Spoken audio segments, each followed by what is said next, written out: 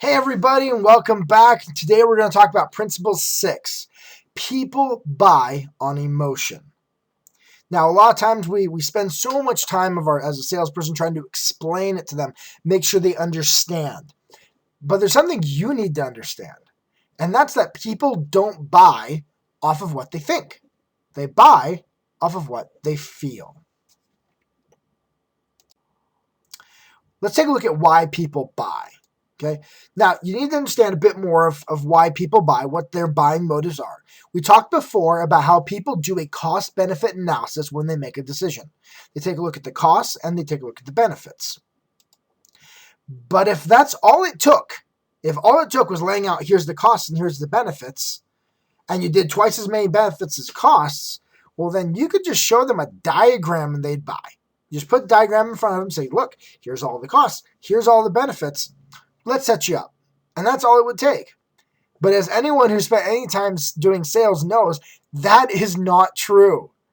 It doesn't work that way. It doesn't work that way at all. And I'm going to tell you why.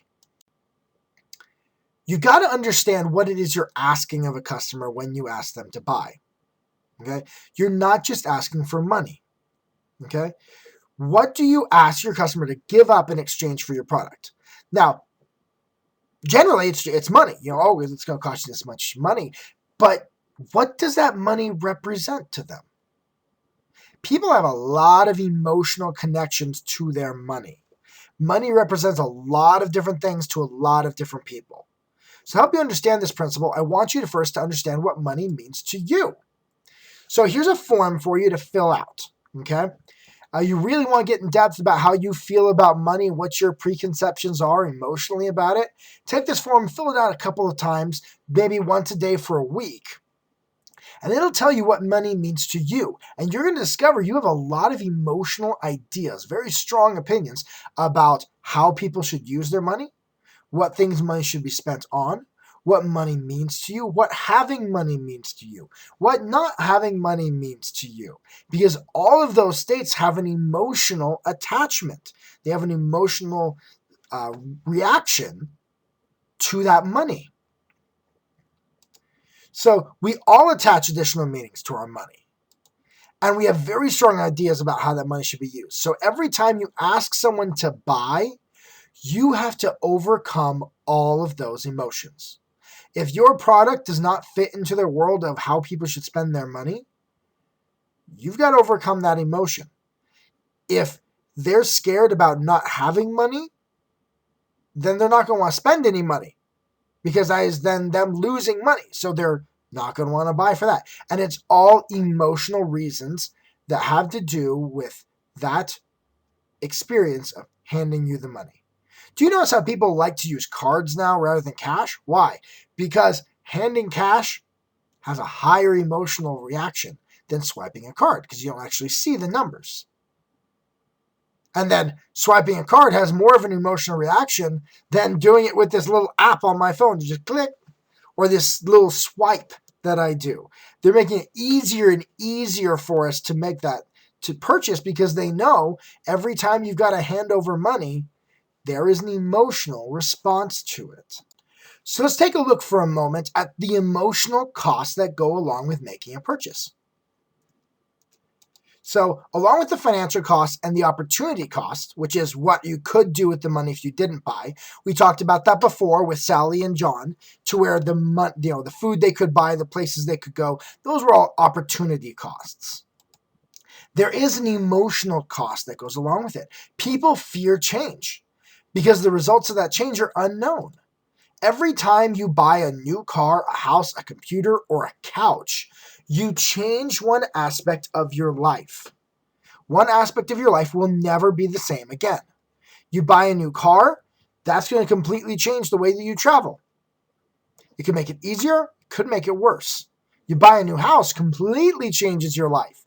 The people that are around you, your neighbors, possibly your kids' schools, how you're going to live, who's going to be sharing rooms, all of that changes. And that change is scary.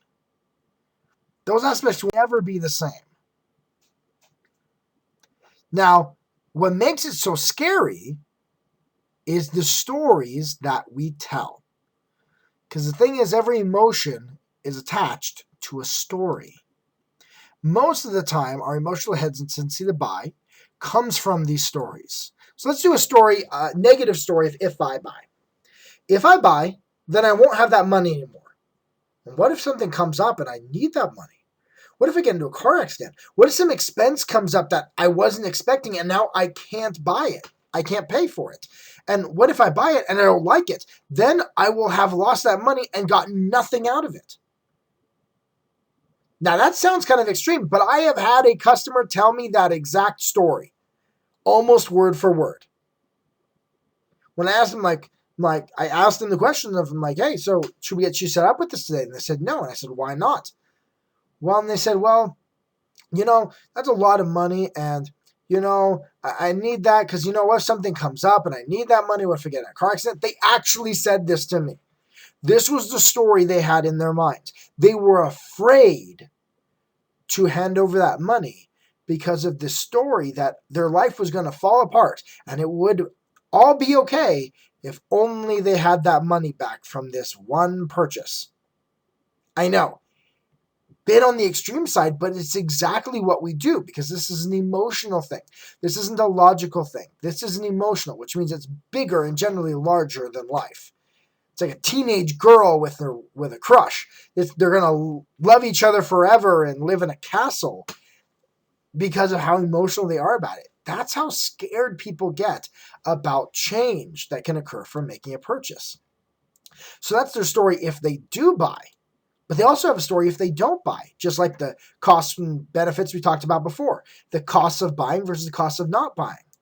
The story if I don't buy is that if I don't buy, then I'll have that money. And if something comes up and I need that money, then I'll have it. I mean, if I get into a car accident, if some expense comes up that I wasn't expecting, then I'll need that money and I'll have it. Oh, that makes me feel better. Now I'm not scared. So let's not buy. These are the stories we tell. And these emotions stop us from buying, even if it's something that would really, really help our lives. Because see, those stories act like a lead boulder on that cost of buying. Until you overcome those, they will be too scared to buy.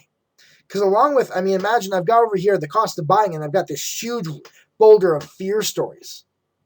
Then pile on top of that all the actual costs of purchasing. And boy, you're going to have a really, really hard time getting that person to buy until you can overcome that fear story that they have in their mind. Now you overcome emotion with emotion.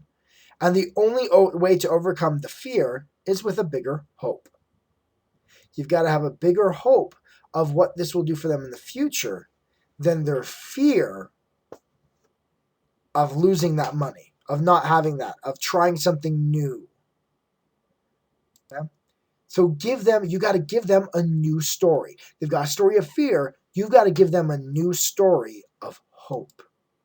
To overcome those negative stories, you must help them make a new story. So let's try this new story. Story if I buy. I will then have this new product that I can use to benefit my family. It will help me get more enjoyment out of my life, more free time, or save me money. That sounds good. But then there's also the story if I don't buy. If I don't buy, well, then I'm going to miss out on all the enjoyment and benefits that I could have had if I had only purchased the product. Let's go back to that example with John. John had a story of if I buy, this will benefit my family. Sally had a story of if I buy, then I can't spend money on food and travel. So you've got to work for John. You got to help build that story of, all the ways it's going to benefit your family. For Sally, you've got to help her create a new story of, this is going to help you in so many ways.